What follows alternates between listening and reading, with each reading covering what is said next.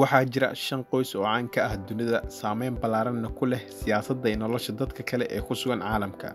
Qoyska koowaad waa qoyska Rockefeller. Waa qoys maalqabeen ah inkastoo aan la garanayn tirada saxda ah ee hantidooda. Qiyaas la sameeyay ayaa lagu sheegay in lacagta ay haystaan ay gaarayso ilaa 3 trilyan oo dollarka Mareykanka ah. Qoyskan waxay ka soo jeedaan dalka Mareykanka, waxayna leeyihiin warshado badan iyo bangiyo, waxayna saameyn ku leeyihiin siyaasadda caalamka. waxay soo caanbixeen markii uu John Rockefeller noqday bilyaneerkii ugu horeeyay ee Mareykanka. dabayaaqadii qarnigii 19aad qoyskan waxay gacanta ku hayeen maamulka 90% suuqa saliidda ee guud ahaan dalka Mareykanka. iyaga ayaa go'aan ka gaarayay qiimaha saliidda. waxaa jira warar aan la garanayn cidda abuurtay oo sheegaysa in qoyskan ay leeyihiin dowlad sirdoon sare leh oo ka tirsan caalamka. qoyska labaad waa qoyska Al Sacuud. qoyskan waxaa loo yaqaanaa inay yihiin reer ka haysta maamulka boqortooyada Sacuudiga.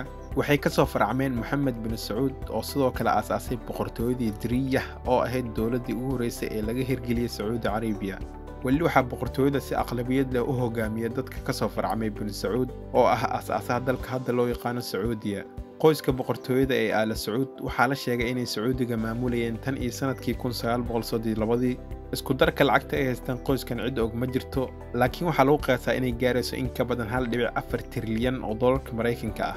xubnaha ka tirsan qoyskan waxay shaqo ka heli karaan meel kasta oo ka mid ah waddanka, waxayna maamulaan 20% ka mid ah keedka saliidda caalamka oo dhan. taasi waxay ka dhigan tahay in qoyskan ay caalamka u maamulaan si aynan fahamsanayn.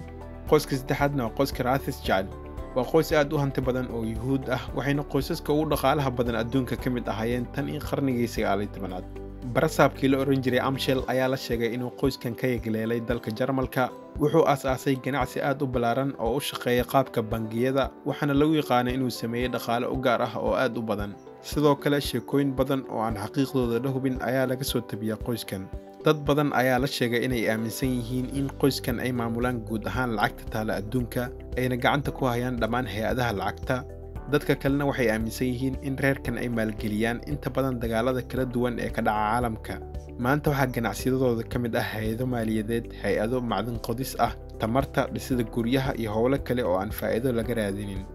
qoyska afraadna waa qoyska Windsor. qoyskan waa kuwa hadda ah boqortooyada UK.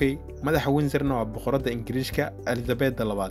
waxay soo shacbixeen sanadii 1917, xilligaasna waa markii magacan loo bixiyay. dhammaan xubnaha ka tirsan boqortooyada ayaa lagu yaqaanaa inay soo maraan nolol caadi ah, kana soo shaqeeyaan militariga, ayna qabtaan howlo samafal ah. hantida guud ee boqortooyada Britain waxaa lagu qiyaasay 88 bilyan oo dollar sida laga soo xigtay majalada Forbes ee ka faaloota arrimaha dhaqaalaha.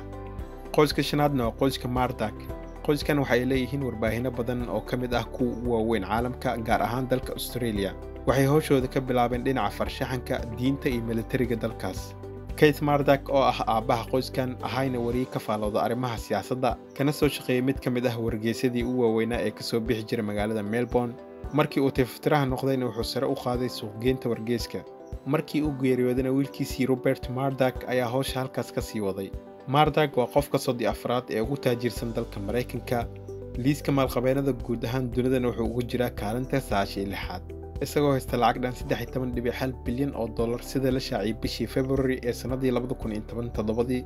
sanadkii 2019 isaga iyo qoyskiisa waxaa lagu daray liiska maalqabeennada ee majalada Forbes, kaas oo ay ka galeen kaalinta 12.